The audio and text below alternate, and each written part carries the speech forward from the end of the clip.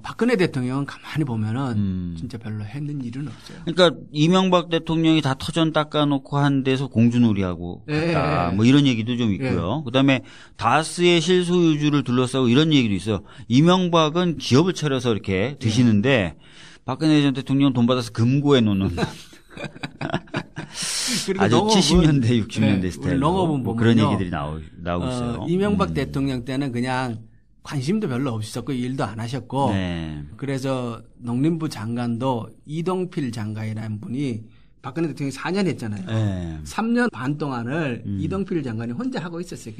그냥. 그냥 혼자 댕자. 그분 이름이 이동필인데 이동필. 저러다가 오동필 된다 해서 5년 동안 하지 않겠냐. 별로 그 박근혜 대통령 오히려 좀 또 지금 보면 이제 MB가 했던 일 대충 좀 드러난 거 보니까 국정원과 청와대 그다음에 국무총리실 공직윤리지원관실을 통해서 언론 장악, 그다음에 교수라든지 학계에 대한 사찰, 연예인과 스포츠 스타들에 대한 사찰 및 배제, 문화단체에 대한 여러 가지 차별들, 그리고 대국민 어떤 선전전 이런 거 했었고. 그렇죠. 그 4대강 주요한 맥점들은 MB가 다 잡아나갔던 그러니까요. 4대강 농협에 대한 대개조, 그다음에 GMO 수입, 이런 거. 해외 자원 투자, 그리고 농업에는 또 그런 것도 있어요. 그게 이제 대기업이 축산에 진출하도록 문호를 개방한 거. 그것 MB가 있어요. 그러니까요.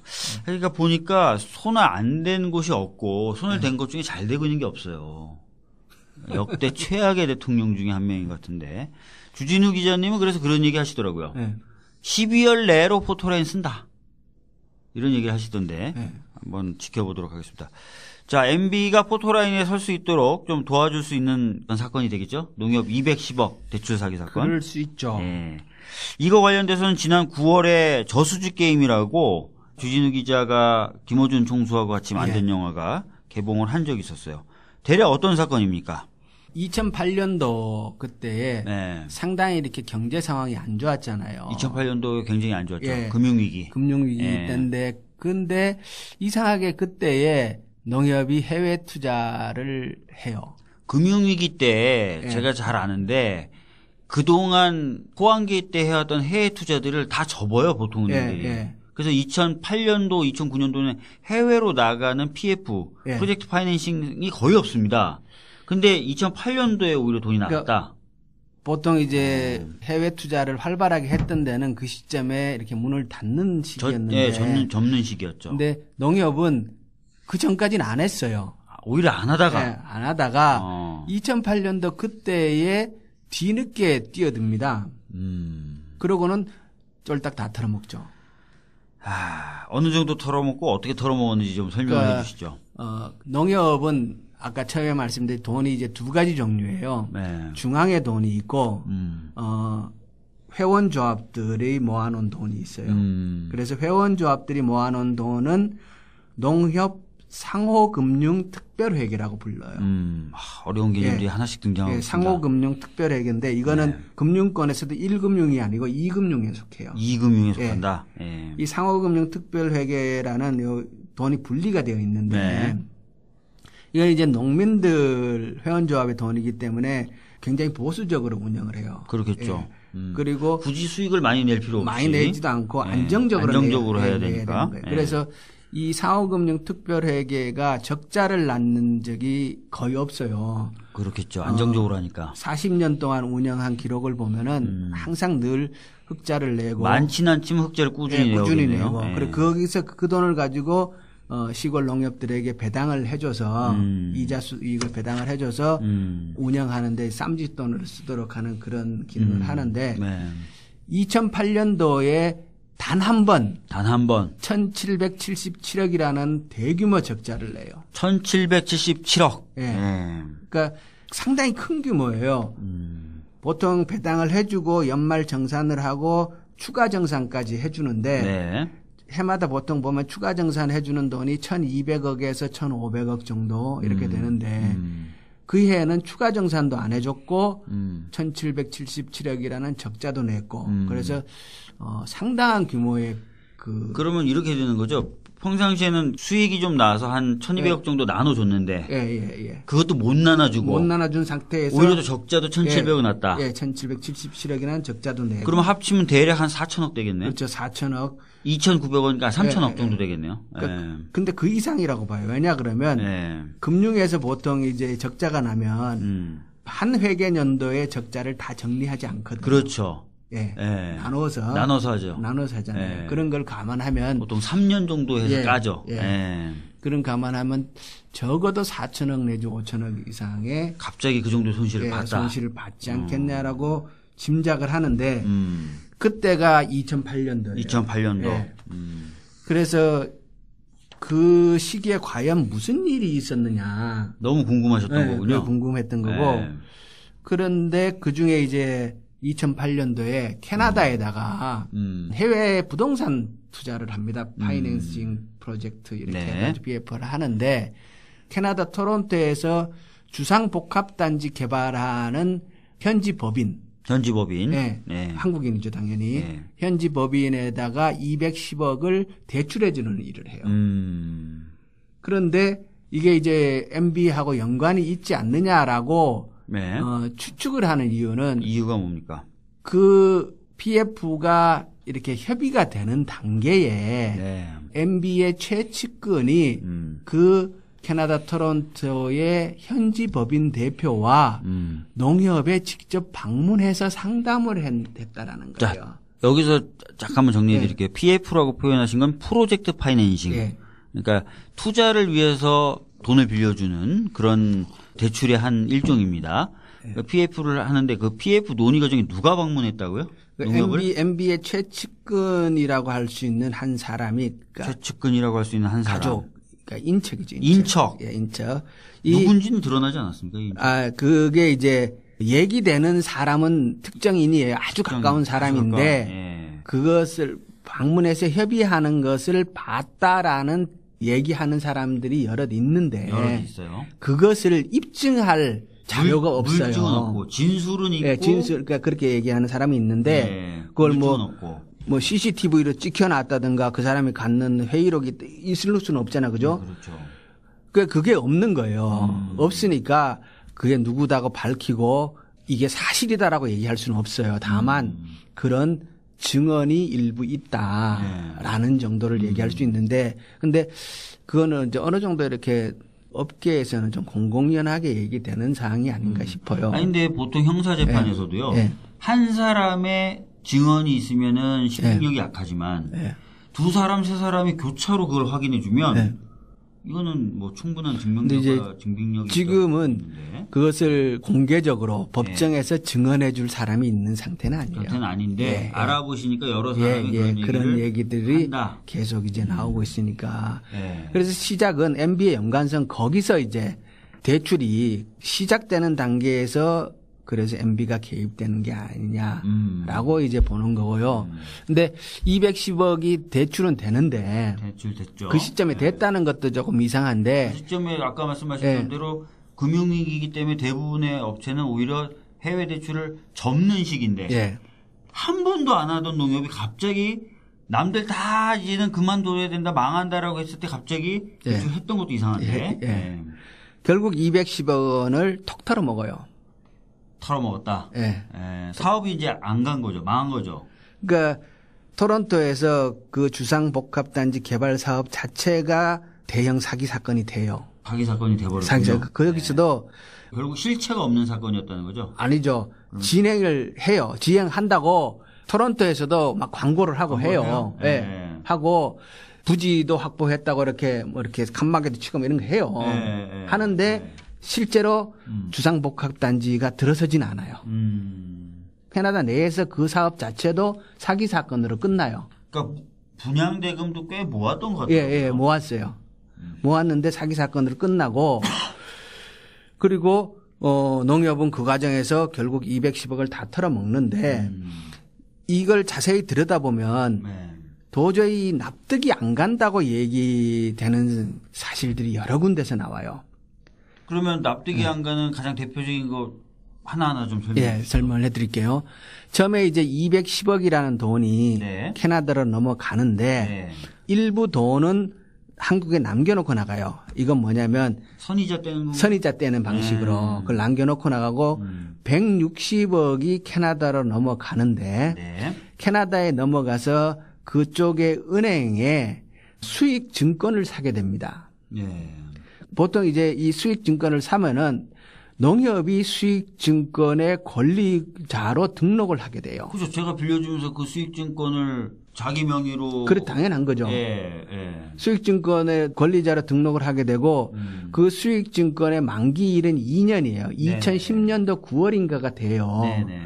그러면 2010년도 9월이 되면은 자동적으로 이 수익 증권에 의해서 그 농협은 돈이 따라오죠. 돌려받게 돼 있는 거예요. 네. 그런데 이 수익 증권의 권리자를 농협이 자기 앞으로 설정을 안 해요. 그리고 그것도 몰라요. 그러니까 2010년도 9월이 돼 가지고 돈이 안 돌아오니까 네. 이상하다 싶어서 그때 이제 다시 막 연락을 해보고 근데 연락도 안 되고 네. 그리고 그 이후에 농협에서 이제 캐나다로 현지 갑니다. 네. 가서 보니까 수익증권도 농협 앞으로 안 돼 있는 거예요. 누구 앞으로 돼 있냐 그러면 그 주상복합단지 개발하는 현지 법인 대표와 그의 처 앞으로 수익증권의 명의가 개설돼 있는 거예요. 이게 사실 이게 되게 웃기는 게 저도 로펌에서 일을 해봐서 아는데 이렇게 100몇십억의 프로젝트 파이낸싱이 일어나면은 굉장히 여러 기업의 담보를 설정하거든요. 그렇죠. 수익증권 방식도 사실은 담보를 잡는 방식 중에 하나예요. 그렇죠. 그러니까 어떤 식이냐면 땅을 신탁회사에 넘기고 신탁회사가 오히려 수익증권을 발행하는데 그 수익증권의 수익자 명의에 돈 빌려주는 은행 이름이 들어가요. 그렇죠. 그래서 잘 아시네. 제가 맨날 했던 일이 그거예요. 그래요? 근데 그렇게 되면은 사업이 성공하고 사업이 계속 가면서 현금이 발생하면 그 수익증권에 기재된 대로 신탁회사로 돈이 흘러 들어와요. 그러면 신탁은행은 그 수익증권을 갖고 있는 사람에 특히 그 수익증권의 수익자로 기재되어 있는 사람에게 그 수익증권에 기재된 내용대로 돈을 계속 줘요. 그런 방식으로 하거든요. 그래서 이게 너무 그러면 우리 박주민 의원이 이걸 처음부터 들여다봤으면 훨씬 쉬웠을 텐데 나는 이거 처음에는 아무것도 모르겠더라고. 영어를 못해요. 근데 나도 못해요. 근데 황당한 게 이제 수익증권의 수익자, 즉 수익증권에 의해서 발생하는 수익을 가져갈 사람으로 농협을 설정해 놓은 게 아니라 그 개발법인의 대표가 이거는 그냥 돈을 준 거예요. 빌려준 게 아니라 그렇게 해석을 하더니 이건 준 거라고. 돈 준 거예요, 그냥. 그렇게 되니까 160억의 수익증권의 권리가 그 법인의 대표로 돼 있으니까 그걸 가지고 다시 담보를 해갖고 90억을 빼가고 60억을 빼가고 그럼 150억 빼갔잖아요. 그리고 그 은행은 10억은 이자로 받은 걸로 하고 하니까 깡통돼 버린 거예요. 그러니까 수익자가 다 돈을 찾아가니까 증권은 깡통이죠. 그래갖고 2010년도에 뭐 이상하다 돈이 안 들어온다 싶어서 봤더니 그런 사달이 벌어져 있는 거예요. 무슨 얘기가 있습니다. 이거 한번 정리하면 이렇게 되는데 수익증권을 발행을 받았는데 수익증권상 수익자가 부동산을 개발하겠다는 그 사람이에요. 근데 얘가 어떤 식으로 돈을 미리 빼가냐면 그 수익증권 이거 내 명의로 돼 있잖아. 이거 내 거야라고 하면서 그 수익증권 자체를 다른 은행에 담보로 맡기고 돈을 그 은행에서 또 다른 은행에 그 증권을 담보로 돈을 또 빌려서 가져가 버렸네요. 그런 거예요. 야, 그러니까 이제 수익증권의 수익자도 농협은 아닌데다가 이미 그 수익증권은 다른 은행에 또 그 사람을 위한 개발자를 위한 담보물로 다 잡혀 있으니까. 그게 뭐 다른 은행이 했는지 그 은행이 했는지는 제가 지금 정확하게 답변 드리기 어려운데 그걸 담보로 해가지고 다시 60억과 90억을 대출 받아 가버렸으니까. 이미 150억이 까인 상태니까. 까인 상태 수익증권. 그리고 그 남아있는 10억은 은행에서 이건 우리 이자야 그러면서 가져가버리니까 아무것도 없는 거지. 그런데 농협은 뒤늦게 이 사실을 알고 이러면 다 잘려야 되는데. 뭔가 이렇게 소송을 제기를 해보려고 했는지는 모르겠지만 결국 제대로 안 해요. 그러니까 현지 캐나다의 당사자들과 이렇게 소송을 해야 되는데 그걸 안 하는 이유가 이걸 이제 시작하는 과정에서 서로 이제 자료를 주고받을 거 아닙니까?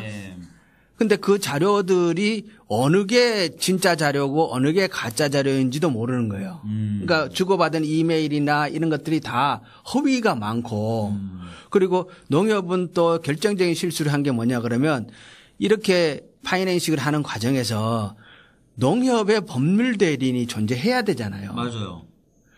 법률 대리인 자체가 없었어요. 아니 원래 차주. 예. 차주는 사실 법률 대리인이 별로 없어도 돼요. 금융권하고 거래할 때는. 왜냐면 우리나라 은행들은 거의 대부분 법률 규정을 위배하진 않거든요. 예. 근데 대신에 빌려주는 애들은 차주가 떼먹을까봐 걱정이 되기 때문에 특히 은행들은 은행이 대리인을 선임해요. 그래서 저희 로펌들도 보면 금융기관 대리를 하거든요. 차주 대리를 하는 게 아니라. 그러니까 완전히 상식 밖에 거리네요. 그러니까 농협의 법률 대리인은 존재하지 않았고 오히려 현지 개발업체의 법률 대리인과 상의해서 일을 진행을 해요. 제가 보기에 이거는 돈 준 거예요. 그냥. 그래요? 이게 실무상 이게 변호사업계 실무상 그렇게 될 수가 없고 이건 그냥 돈을 준 거네요. 네, 제가 봤을 때는. 그래서 뭔가 나중에 이제 소송하려고 그러니까 뭐 자료가 있어야 하죠. 법률 대리인이 없었고 상대편의 법률 대리인의 말을 듣고 했다는 건 사실 말이 안 되잖아요, 그게. 말이 안 되죠. 법률 대리인은 쌍방을 대리하면 안 되는 거죠, 그죠? 쌍방을 대리하면 안 될 뿐만 아니라 차주가 사실 돈을 떼먹고 도망가지 못하도록 겹겹의 안전장치를 마련하는 역할을 보통 변호사들이 한단 말이에요. 근데 그거 없이 그냥 이건 너무하다. 그렇게 해서 결국은 160억에 대한 권리를 전혀 확보하지 못해요. 네. 그리고 이후에 소송도 치밀하게 전개를 하지 못하는 이유가 하려고 하니까 뭐가 있어야지 자료가. 그래서 이 사건을 이렇게 들여다보고 얘기를 하는 사람들은 뭐라 그러냐면 이건 사기를 당했는 건 맞는데 일방적인 사기라고 보기 어렵고 공모된 사기라고 봐야 되지 않겠냐라고 해석을 하더라고요. 그러니까 이거는 기울여야 할 주의 의무가 있어요. 어느 정도까지 주의를 좀 기울여서 여러 가지 체크를 해야 될 의무가 있는데 계약 당사자들과 전혀 주의 의무를 기울이지 않고 그냥 다 잡수세요 이런 식으로 나온 거라고밖에 보이지 않는 거예요. 그래서 이제 수익증권과 관련된 허점은 이렇고요. 또 한 가지 이제 중요한 건 뭐냐면 160억은 캐나다로 넘어갔고 그다음에 이제 남겨둔 돈 그리고 이렇게 프로젝트 파이낸싱을 할 때는 이 돈의 이자도 받아야 되고 나중에 원금도 회수를 해야 되니까 돈을 빌려주는 농협과 돈을 빌려가는 사람과 함께 공동 명의로 계좌를 개설을 하잖아요. 그 계좌를 개설은 처음에 이제 함께 하지만 그 통장에 돈을 빼낼 수 있는 권한은 농협이 갖죠. 그렇죠. 그것도 안전장치 중에 하나예요. 4개의 통장을 개설을 합니다. 외환은행 통장을. 2개는 원화 통장으로 개설을 하고 2개는 미화 통장으로 개설을 해요. 그래서 이 통장을 통해서 초기에 이자를 일부 받아요. 받고 그다음 조금 이상한 거는 대출에 간 사람이 선이자로 이자를 좀 이렇게 먼저 또 내요. 그러니까 그 날짜가 돌아와서 내는 게 아니라 선이자 형식으로 돈을 먼저 내고 그렇게 해요. 그러다가 어느 순간에는 이게 이제 돈을 들어오면 농협이 이 통장에 대한 열쇠를 잘 관리를 해서 들어왔다 나갔다 할 때 열쇠를 열었다 잠궜다 하는 행위를 반복해서 해야 되는데 그걸 질권 설정이라 그러더라고요. 질권 설정 방식으로 하죠. 그런데 어느 시점에 이 4개의 통장을 열어줘요. 마음대로 빼가라? 마음대로 빼가라. 그래서 여기에 들어왔던 돈을 다시 그냥 다 빼가버려요. 그래서 이걸 이제 금융권의 사람들하고 얘기를 해보니까 말도 안 된다 그러더라고요. 말도 안 되죠. 자금 관리를 대주가 해요. 돈을 빌려주는 사람이. 프로젝트 파이낸싱은 뭐냐면 단순하게 돈을 빌려주고 받는 게 아니라 어떤 개발 사업에 투자를 하는 거기 때문에 그 개발 사업의 진척도와 돈이 흘러 들어가는 것을 속도를 맞춰주는 자금 관리 역할을 합니다. 대출자가. 그래서 수시로 보고를 받아요. 사업이 어떻게 진행됐는지. 그리고 돈이 추가로 얼마 필요한지 타당성을 검토해서 열어줘요. 그래서 가져가게 만들고 그다음에 필요한 만큼 가져가면 바로 닫아버려요. 그런 식으로 해서 돈을 안전하게 키핑을 하면서 대출을 해주기 때문에 이게 그래도 안정성이 있다라고 보는 거거든요. 그러니까 프로젝트 파이낸싱은 단순히 땅을 담보로 산다. 땅을 담보로 돈을 빌려준다. 이런 게 아니거든요. 어떤 사업을 보면서 돈을 빌려주는 거기 때문에 그렇게 현금 흐름 자체를 통제하는 기술을 만들어 놓는단 말이에요. 기재를 만들어 놓는단 말이에요. 근데 전혀 그런 관리 안 했다는 거잖아요. 이 얘기는. 그렇죠. 그게 통장을 설정을 해제해 줬다라는 얘기는 그건 있을 수 없는 일이고 그렇기 때문에 이게 이제 공모된 사기가 아닌가라는 얘기가 거기서 또 나오는 것 같아요. 예. 제가 아는 저 선배 변호사들 중에 몇 명은 또 자금 관리도 변호사들이 대리를 맡아서 하는 거거든요. 잘못 관리해서 그냥 망한 사람들 많아요. 그냥 차주가 와가지고 지금 급하니까 돈 어떻게 좀 빨리 해달라 그러면 여러 가지 서류를 다 받아서 검토한 다음에 열어줘야 되거든요. 근데 그런 거 없이 열어줬다가 그냥 날아간 사람들 많아요. 일일이 다 열어줬다가 잠궜다가 그거를 할 때 그냥 하는 게 아니에요. 약속된 서류가 있어요. 자금 소요 계획서라든지 뭐 이런 걸 쭉 제출해야 돼요. 증빙도 제출해야 되고. 그리고 그게 다 들어왔으면 그걸 다 들어왔다는 걸 변호사가 확인해주고 열어주세요라고 해야 돼. 열어주는 형태로 작동되거든요. 근데 변호사들이 가끔은 그런 거 제대로 확인하지도 않고 열어주세요 이렇게 하는 사람들이 날아간 경우도 많죠. 절대 그렇게 하면 안 되는. 그래서 계좌 관리를 제대로 안 해가지고 거기에 들어와 있던 돈 또 37억을 날려먹어요. 그러니까 미리 떼놨던 돈 37억도 날아가고. 이자 돈 낼 날짜도 안 됐는데 먼저 돈을 좀 이렇게 선납입하는 경우들이 있어요. 그렇게 해가지고 속인 건지 뭐 어쨌든지 하여튼. 아니 근데 프로젝트 파이낸싱 할 때는 보통 선이자를 떼요. 선이자 떼요? 네. 선이자를 떼서 그 선이자를 가지고 일부는 그 아까 말씀하셨던 자금 관리에 대한 수수료로 쓰기도 하고 이런 식으로 합니다. 그 돈을 쟁여놓거든요. 그래서 기타 금융 필요한 경비 같은 것도 다 떼요. 이자 떼고 경비도 다 떼서 통장 4개 만들었다 그러죠. 4개. 통장을 그렇게 여러 개 만듭니다. 그래서 하나는 대출금 잠겨놓는 통장, 하나는 이자 받아주는 통장, 하나는 경비 통장 이런 식으로 해서 그걸 다 그 통장을 열고 닫는 조건들을 상세하게 규정해서 프로젝트 파이낸싱 계약서 보면 그냥 백과사전만큼 두꺼워요. 근데 그거를 전혀 안 지키거나 아니면 원래부터 지킬 마음이 없었다는 거죠. 내가 이런 걸 하나도 모르는 상태에서 이걸 들다 보려고 그러니까 처음에 얼마나 힘들었겠어요. 그래서 이제 37억까지 날렸다. 다 날려먹었어요. 그런데 여기서 이제 우리가 중요한 거는 이 사건이 결국은 MB와 연관성이 있는 거냐 없는 거냐 핵심이잖아요. 그죠? 대출이 되는 과정에서는 뭔가 소문이 있었다. 뭔가 그런 이제 주변에 증언들이 있는데 결국 이 4개의 통장 그러니까 4개의 통장을 돈이 들어온 계좌가 있을 것이고 이 통장을 통해서 돈이 또 빠져나갔단 말이에요. 그러면 그 돈이 어디로 갔는가를 추적을 해볼 필요가 있지 않겠느냐. 그러면 그게 진짜 MB의 저수지와 연계가 되어 있는 것인지. 저수지 게임이라는 그 주진우 기자의 영화에는 캐나다의 어떤 은행인데 그게 주로 MB가 이용하는 은행이다. 그렇죠. 이런 식으로 나오거든요. 그 은행이 캐나다에서 아주 대형 은행이에요. 그래서 대표적인 은행에 속하는 은행인데 MB의 자원외교와 관련되어서 사고들이 여러 가지 계속 터지잖아요. 그런데 그 건들을 다 추적을 해보면 결국 캐나다의 그 은행과 연결이 된다는 거예요. 맞아요. 하베스트라는 자원외교 실패 사례도 캐나다 그 은행이더라고요. 그래서 MB의 자원외교의 돈들이 대체로 다 특정한 캐나다 그 은행과 연계가 있다. 이게 이제 주진우 기자의 이제 얘기인데 지금 이 농협의 캐나다 대출 사기 사건도 그 은행에서 시작이 된 것이고. 근데 아까 이제 수익증권 얘기했잖아요. 수익증권이 그렇게 해서 날려먹는데 재밌는 거는 수익증권을 할 때 캐나다 그 은행의 담당자가 있어요. 나중에 이제 그 담당자를 찾아서 책임을 물어야 될 거 아니에요. 문제 사고 터졌으니까.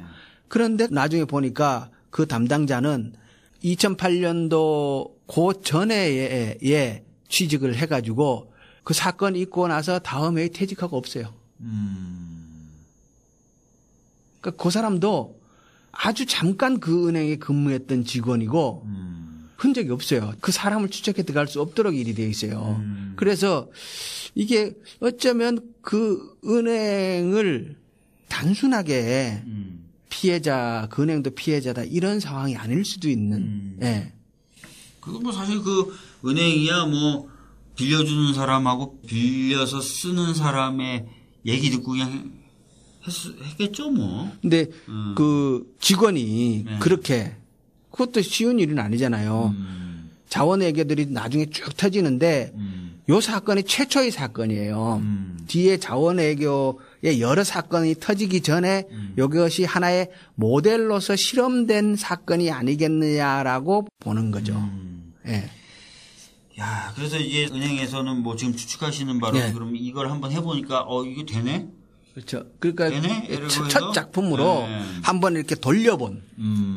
그래서 아까 그 4개의 통장, 네. 돈이 오고 가는 4개의 통장을 제대로 추적을 해보는 것이 그것이 이 사건의 전말을 접근할 수 있는 통로가 아닌가. 아니, 그래서 네. 사실은 그 저수지 게임이라는 영화 보면은 주진우 기자가 이 얘기를 하는 거예요. 그 자금 흐름 어디로 돈 흘러갔는지 조사해 봐야 되는데 안 한다. 사실인가요? 농협이 전혀 뭐 그런 방면으로 뭐 수사를 의뢰한다든지 뭐 고발을 한다든지 고소를 한다든지 그렇게 아주 소극적이었어요. 일단 농협의 얘기는 뭔가 소송을 하려고 해도 자료가 제대로 없다라는. 아니 일단은 해봐야 알지 뭐 해보지도 않고 무조건 자료 없다 그래요? 그리고 농협이 이제 한국에서는 소송을 제기를 해요. 뒤늦게. 근데 이 사건은 캐나다 현지에서 터진 일이잖아요. 네. 현지에 그 당사자들을 대상으로 소송을 해야 되는데 그 일은 하지 않아요. 하지 않고 추징하는 부분에 있어서도 나중에 그 대출 담당자한테 4천만 원 추징하는 걸로 이렇게. 대출 담당자 네가 실수했으니 너 4천만 원 내. 끝. 그리고 징계를 받긴 받아요. 받는데 그게 좀 상식적으로 납득이 가지 않는 선에서 마무리되죠. 그래서 이게 다른 금융권 같으면 이런 사건이 터지면 그냥 넘어가지 않는다 그러더라고요. 넘어가지 않죠. 예. 그런데 그냥 적당하게 하고 넘어가요. 이게 왜 이제 보통 금융기관이 이런 식으로 돈 떼이면 가만히 있지 않냐면요. 한번 돈을 떼먹혔다는 소문이 돌잖아요. 호구 잡혀요. 호구로 보여요. 그래서 제가 이제 금융 쪽 일을 할 때 보면 이렇게 한번 돈을 떼먹을 위기에 처하거나 떼먹히잖아요. 철저하게 합니다. 그래서 나중에 다른 건으로 대출했을 때도 그 차주 돈을 빌리는 사람이 함부로 못 보게 우습게 못 보게 하거든요. 근데 이제 지금 말씀하신 거에 따르면 내부 직원들에 대한 징계와 추징은 있었지만 국내 뭐 몇 명에 대한 고소는 있었지만 그 문제가 벌어졌었던 현지에서의 어떤 것들은 소송이 진행되지 않아요. 그리고 농협 내에서 특별 감사를 합니다. 이 건으로. 그 감사를 하고 나서 뭐가 잘못됐느냐도 다 지적을 하고 나중에 끝에 보면은 이걸 가지고 누구를 민형사적으로 소송을 제기할 것 하고 이렇게 결론을 냅니다. 그 대상자가 누구냐면은 캐나다 현지 법인의 대표, 그 법인의 한국 법인의 대표, 그리고 대출 담당자, 그리고 아까 말씀드렸던 캐나다 은행의 담당자, 그리고 캐나다 법인의 법률 대리인, 그 차주 쪽 대리인, 이 사람들을 민형사적으로 고소를 해라라고 특별감사 결과가 나와요. 그런데도 안 해요. 그러니까 이게 좀 감사 결과에서도 뭐 하라 그랬는데 안 하고 통상적인 금융기관들이 하는 일에 비춰봤을 때도 아무런 대응을 안 하는 거고 그걸 봤을 때는 이 대출 뒤에 뭔가 있다. 그렇죠. 그럴 개연성을 보는 거죠. 그리고 처음에 말씀드렸듯이 이제 농협이 MB의 최측근이 들어온다 그러잖아요. 그러고 농협 내에 상당한 조직세를 형성을 합니다. 그래서 여전히 최병원이라는 분, 여전히 원병이죠, 원병. 그분이 농협의 진짜 그 실세로 많은 걸 장악을 하는데 그 분의 세력들이 여전히 농협에 아직 많이 남아 있는 게 아니냐. 야, 그러면 사실은 이제 이렇게 내용을 확인하셨으니까 이번 국감에서 농협 상대로 관련된 뭐 질의나 추궁 안 하셨습니까? 그러니까 얘기는 하고 있죠. 하고 있고. 네. 했는데 뭐라 그래요? 그쪽에서는. 중앙회장님은 지금은 최원병님은 아니죠. 아니죠. 네. 아니고 지금 중앙회장님은 호남 쪽에서 이제 지역 농협 회원조합의 조합장을 하시다가 올라온 분인데 네. 이분에게도 아직 이러한 자세한 사항들이 여전히 보고가 안 되고 있는 것 같아요. 예. 그러니까 좀 답답한 게 저도 이번에 이제 국감을 하는데 제가 여가부의 2012년, 13년 사업에 대해서 집중적으로 좀 조사해서 공격이라기보다는 질의를 했거든요. 어떤 거냐면 청소년 상담센터인데 사이비가 아니라 사이버 상담센터를 만드는데 너무 이상한 거예요. 실제로 그 사이버 상담센터가 계약을 체결했던 노트북이라든지 이런 걸 했던 회사가 3개라고 그러는데 사실상 하나의 회사예요. 저희가 봤을 때는. 그리고 재택근무를 상담하는데 상담 실적이 거의 없어. 그래서 예전부터 이게 국정원 댓글 작업을 사실 이렇게 외곽적으로 지원해 준 거 아니에요? 의혹이 있었거든요. 근데 그거를 제가 막 질의했는데 장관이 잘 몰라요. 그래서 왜 그러냐 했더니 잘 보고를 안 받았대. 그러니까 이런 식으로 뭔가 이상이 있는 것에 대해서는 그러니까 지금 이제 행정부는 대통령과 장관만 맡긴 거죠.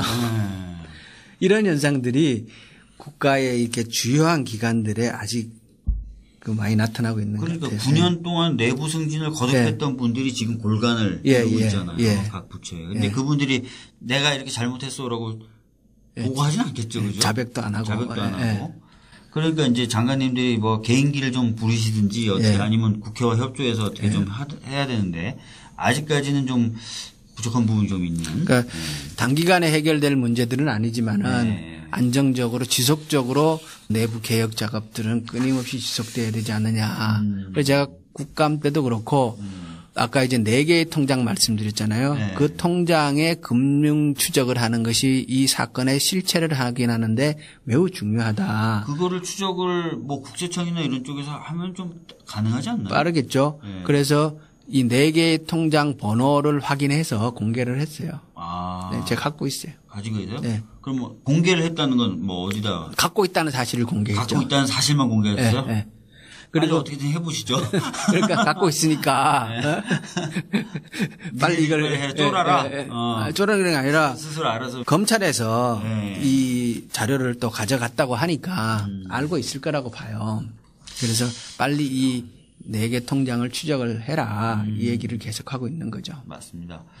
관련된 문제이기도 한데 이 얘기도 잠깐 나와요. 농협 전산망이 2011년도에 갑자기 다운이 되는. 그때 이제 북한의 해킹에 의한 것이다라고 내리는데 또 주진우 기자 같은 분들은 아니다. 뭐 전체를 다 다운시켜서라도 뭔가 좀 감춰야 될 것이 있었다. 이렇게 얘기하시는 분이 계시고. 아직은 그 얘기를 이렇게 증거를 가지고 얘기할 수 있는 시점은 아니에요. 그런데 뭔가 납득하기는 어렵죠. 그게 금융기관에 뭐 몇 시간 다운된 게 아니잖아요. 며칠간 다운된 거였거든요. 그리고 자료들이 특정 부분의 것만 지금 날아가고 복원이 안 된다 이 얘기를 하는 건데 그게 과연 있을 수 있는 일이냐. 그리고 농협이라는 것이 굉장히 특수한 금융기관입니다. 사실상 농협은 주인이 없는 금융기관인 것처럼 인식되어져 있는 측면이 있죠. 그래서 사고가 생겨도 그것에 대한 책임을 결국 지는 사람이 없는 경우들이 발생할 수 있는 그러니까 일반 시중은행에서 아까 210억의 그러한 대출 사기 사건이 발생했다면 그거에 대한 사후 대처는 완전히 달랐을 거잖아요. 근데 이 농협이 말씀드린 대로 이게 주인 없는 금융기관인 그런 성격이 좀 있다가 보니까 그래서 이 전산이 다운되고 한 이런 그 기괴한 사건이 농협에서 벌어진 것도 그런 측면이 있는 게 아닌가. 그래서 장기적으로 이걸 들여다보기 시작을 한 건데요. 결국 그 끝은 그 전산 다운까지 가야 되는 거 아니냐 이렇게 생각을 합니다. 전산 다운까지 가고 그러면 참 더 놀라운 사실들이 나올 것 같은 왠지 불안한 느낌이 듭니다. 불길한 예감이 듭니다, 진짜. 예전에 한번 그 머리를 빵 하고 때리는 장면이 하나 나오던데. 예. 그것이 알고 싶다가 얼마 전에 방영, 예. 공직윤리지원관실 MB 때, 예. 그때 민간인 사찰, 어떤 기자분이 그러는 거예요.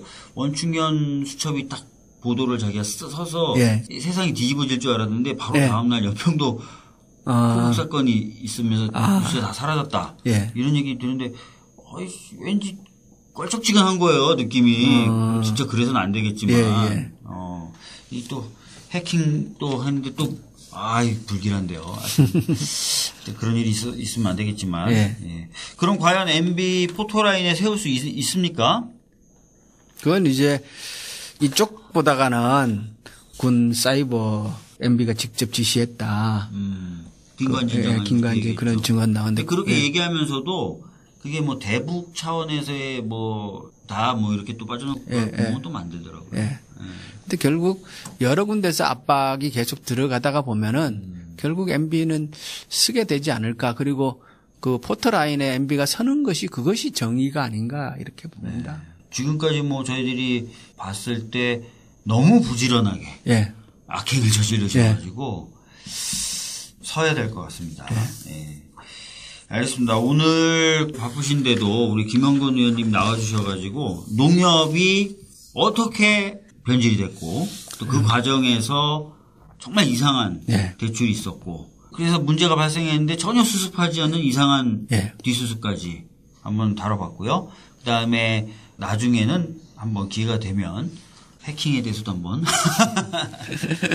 하여튼 오늘 감사합니다. 마지막으로 한 말씀 좀 청취자분들에게 해주시죠. 우리 사회가 지난 9년 동안 너무 엉뚱한 곳으로 멀리 나와 있다는 것을 곳곳에서 느끼는데요. 시간을 가지고 진짜 새로운 대한민국을 만들기 위해서 다 함께 자기 자리에서 열심히 노력해야 하지 않을까 이런 생각을 합니다. 더 열심히 의정활동하고 여러분들하고 자주 인사드리도록 하겠습니다. 고맙습니다. 예, 지금까지 농민대표 김영건 의원님과 함께 욕심쟁이 MB 농협 21억 대출 사기 사건 다뤄봤습니다. 과정에서 결국 210억을 다 털어먹는데 이걸 자세히 들여다보면 도저히 납득이 안 간다고 얘기되는 사실들이 여러 군데서 나와요. 그러면 납득이 안 가는 가장 대표적인 거 하나하나 좀 설명해 주시죠. 설명을 해드릴게요. 처음에 이제 210억이라는 돈이 캐나다로 넘어가는데 일부 돈은 한국에 남겨놓고 나가요. 이건 뭐냐면 선이자 떼는 방식으로 그걸 남겨놓고 나가고 160억이 캐나다로 넘어가는데 캐나다에 넘어가서 그쪽의 은행에 수익 증권을 사게 됩니다. 보통 이제 이 수익 증권을 사면은 농협이 수익증권의 권리자로 등록을 하게 돼요. 그렇죠. 제가 빌려주면서 그 수익증권을 자기 명의로. 그래, 당연한 거죠. 수익증권의 권리자로 등록을 하게 되고 그 수익증권의 만기일은 2년이에요. 2010년도 9월인가가 돼요. 그러면 2010년도 9월이 되면은 자동적으로 이 수익증권에 의해서 그 농협은 돈이 따라오죠. 돌려받게 돼 있는 거예요. 그런데 이 수익증권의 권리자를 농협이 자기 앞으로 설정을 안 해요. 그리고 그것도 몰라요. 그러니까 2010년도 9월이 돼가지고 돈이 안 돌아오니까 이상하다 싶어서 그때 이제 다시 막 연락을 해보고 근데 연락도 안 되고 그리고 그 이후에 농협에서 이제 캐나다로 현지 갑니다. 가서 보니까 수익증권도 농협 앞으로 안 돼 있는 거예요. 누구 앞으로 돼 있냐 그러면 그 주상복합단지 개발하는 현지 법인 대표와 그의 처 앞으로 수익증권의 명의가 개설돼 있는 거예요. 이게 사실 이게 되게 웃기는 게 저도 로펌에서 일을 해봐서 아는데 이렇게 100몇십억의 프로젝트 파이낸싱이 일어나면은 굉장히 여러 기업의 담보를 설정하거든요. 그렇죠. 수익증권 방식도 사실은 담보를 잡는 방식 중에 하나예요. 그렇죠. 그러니까 어떤 식이냐면 땅을 신탁회사에 넘기고 신탁회사가 오히려 수익증권을 발행하는데 그 수익증권의 수익자 명의에 돈 빌려준 은행 이름이 들어가요. 그렇죠. 그래서 잘 아시네. 그렇죠. 금융위기 때인데 근데 이상하게 그때에 농협이 해외 투자를 해요. 금융위기 때 예. 제가 잘 아는데 그동안 호황기 때 해왔던 해외 투자들을 다 접어요, 보통은. 예. 그래서 2008년도, 2009년도는 해외로 나가는 PF, 예. 프로젝트 파이낸싱이 거의 없습니다. 근데 2008년도에 오히려 돈이 나갔다. 그러니까 보통 이제 해외 투자를 활발하게 했던 데는 그 시점에 이렇게 문을 닫는 시기였는데. 접는 시기였죠. 근데 농협은 그 전까지는 안 했어요. 오히려 안 하다가. 네, 안 하다가 2008년도 그때에 뒤늦게 뛰어듭니다. 그러고는 쫄딱 다 털어먹죠. 어느 정도 털어먹고 어떻게 털어먹었는지 좀 설명해 주시죠. 농협은 아까 처음에 말씀드린 돈이 이제 두 가지 종류예요. 네. 중앙에 돈이 있고, 회원조합들이 모아놓은 돈이 있어요. 그래서 회원조합들이 모아놓은 돈은 농협 상호금융특별회계라고 불러요. 어려운 개념들이 하나씩 등장하고 있습니다. 상호금융특별회계인데 이거는 금융권에서도 1금융이 아니고 2금융에 속해요. 2금융에 속한다. 예. 이 상호금융특별회계라는 요 돈이 분리가 되어 있는데 이건 이제 농민들 회원조합의 돈이기 때문에 굉장히 보수적으로 운영을 해요. 그렇겠죠. 그리고 굳이 수익을 많이 낼 필요 없이 많이 내지도 않고 안정적으로 해야 되니까. 그래서 이 상호금융특별회계가 적자를 낳는 적이 거의 없어요. 그렇겠죠. 안정적으로 하니까. 40년 동안 운영한 기록을 보면은 항상 늘 흑자를 내고 많지는 않지만 흑자를 꾸준히 내고 그리고 거기서 그 돈을 가지고 시골 농협들에게 배당을 해줘서 이자 수익을 배당을 해줘서 운영하는데 쌈짓돈을 쓰도록 하는 그런 기능을 하는데 2008년도에 단 한 번 1777억이라는 대규모 적자를 내요. 1777억. 그러니까 상당히 큰 규모예요. 보통 배당을 해주고 연말 정산을 하고 추가 정산까지 해주는데 해마다 보통 보면 추가 정산 해주는 돈이 1200억에서 1500억 정도 이렇게 되는데 그 해에는 추가 정산도 안 해줬고 1777억이라는 적자도 냈고 그래서 상당한 규모의 그러면 이렇게 되는 거죠. 평상시에는 수익이 좀 나와서 한 1200억 정도 나눠줬는데 그것도 못 나눠준 상태에서 오히려 적자도 1700억 났다. 1777억이라는 적자도 내고 그러면 합치면 대략 한 4천억 되겠네요. 그렇죠. 4천억. 2,900원이니까 3천억 정도 되겠네요. 근데 그 이상이라고 봐요. 왜냐 그러면 금융에서 보통 이제 적자가 나면 한 회계 연도의 적자를 다 정리하지 않거든요. 그렇죠. 나눠서 하죠. 나눠서 하잖아요. 그런 걸 감안하면 보통 3년 정도 해서 까죠. 그런 감안하면 적어도 4천억 내지 5천억 이상의 갑자기 그 정도 손실을 손실을 받지 않겠냐라고 짐작을 하는데 그때가 2008년도예요. 2008년도. 그래서 그 시기에 과연 무슨 일이 있었느냐. 너무 궁금하셨던 거군요. 궁금했던 거고. 그런데 그 중에 이제 2008년도에 캐나다에다가 해외 부동산 투자를 합니다. 파이낸싱 프로젝트 이렇게 해가지고 BF를 하는데 캐나다 토론토에서 주상복합단지 개발하는 현지 법인. 한국인이죠, 당연히. 현지 법인에다가 210억을 대출해 주는 일을 해요. 그런데 이게 이제 MB하고 연관이 있지 않느냐라고 추측을 하는 이유가 뭡니까? 그 PF가 이렇게 협의가 되는 단계에 MB의 최측근이 그 캐나다 토론토의 현지 법인 대표와 농협에 직접 방문해서 상담을 했다라는 거예요. 자, 여기서 잠깐만 정리해 드릴게요. PF라고 표현하신 건 프로젝트 파이낸싱. 그러니까 투자를 위해서 돈을 빌려주는 그런 대출의 한 일종입니다. 그러니까 PF를 하는데 그 PF 논의 과정에 누가 방문했다고요? MB의 최측근이라고 할 수 있는 한 사람이 최측근이라고 할 수 있는 한 사람. 가족. 그러니까 인척이죠. 인척. 인척. 누군지는 드러나지 않았습니까? 인척. 그게 이제 얘기되는 사람은 특정인이에요. 아주 가까운 사람인데 그것을 방문해서 협의한 박근혜 대통령은 가만히 보면은 진짜 별로 했는 일은 없어요. 그러니까 이명박 대통령이 다 터전 닦아놓고 한 데서 공주놀이하고 갔다. 뭐 이런 얘기도 좀 있고요. 그다음에 다스의 실소유주를 둘러싸고 이런 얘기도 있어요. 이명박은 기업을 차려서 이렇게 드시는데 박근혜 전 대통령 돈 받아서 금고에 놓는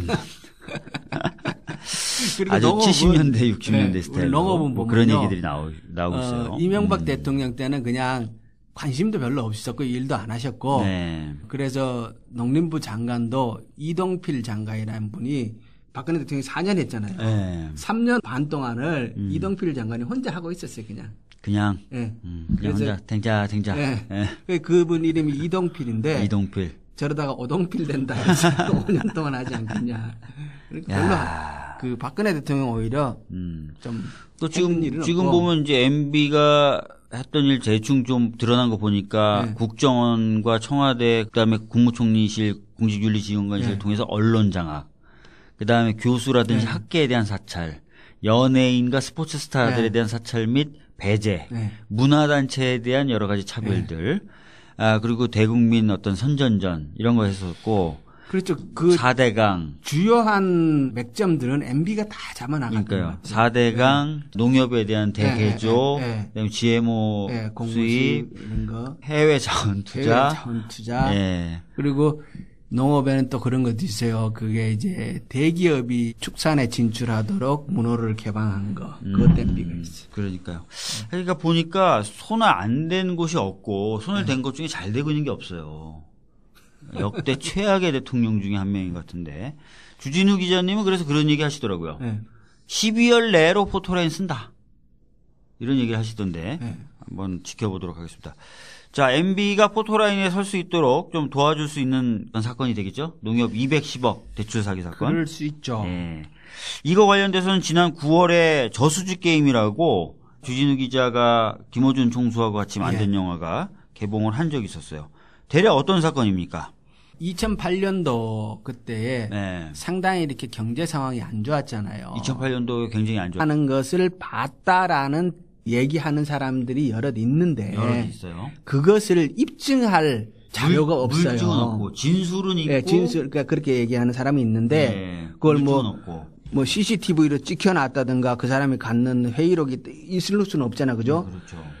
그렇죠. 그게 없는 거예요. 없으니까 그게 누구다고 밝히고 이게 사실이다라고 얘기할 수는 없어요. 다만 그런 증언이 일부 있다라는 정도를 얘기할 수 있는데, 근데 그거는 이제 어느 정도 이렇게 업계에서는 좀 공공연하게 얘기되는 사항이 아닌가 싶어요. 아니, 근데 보통 형사재판에서도요, 한 사람의 증언이 있으면은 신빙력이 약하지만, 두 사람, 세 사람이 교차로 그걸 확인해주면, 이거는 뭐 충분한 증빙력이 지금은 그것을 공개적으로 법정에서 증언해 줄 사람이 있는 상태는 아니에요. 상태는 아닌데 알아보시니까 여러 사람이 그런 얘기들이 한다. 계속 이제 나오고 있으니까.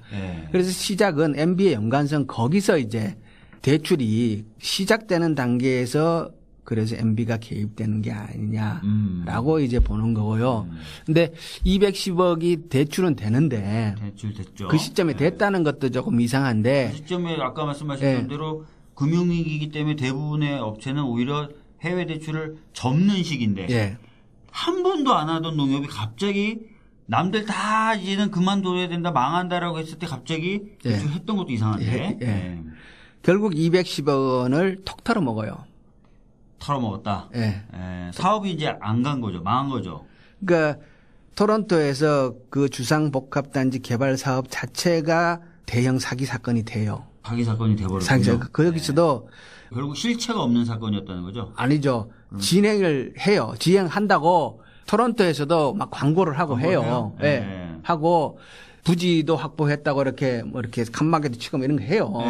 하는데 실제로 주상복합단지가 들어서진 않아요. 캐나다 내에서 그 사업 자체도 사기 사건으로 끝나요. 그러니까 분양대금도 꽤 모았던 것 같아요. 모았어요. 모았는데 사기 사건으로 끝나고 그리고 농협은 그거